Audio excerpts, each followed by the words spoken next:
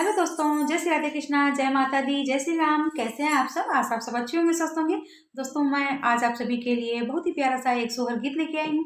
आशा है आप सभी को अच्छा लगेगा, और अगर आपको अच्छा लगे तो प्लीज़ प्यारे प्यारे कमेंट करके जरूर बताइएगा, लाइक करिएगा, शेयर करिएगा। और अगर आप भक्ति प्रिया सिंह चैनल में नए हैं तो प्लीज़ बेल आइकन के साथ में सब्सक्राइब करिएगा, क्योंकि नेक्स्ट वीडियो की नोटिफिकेशन आपको मिलती रहे, इसके लिए ये आवश्यक है। तो दोस्तों, सोहर गीत सुनिएगा, बहुत ही प्यारा, बहुत ही मज़ेदार सोहर गीत है। आप सभी को अच्छा लगेगा, प्लीज सुनिएगा।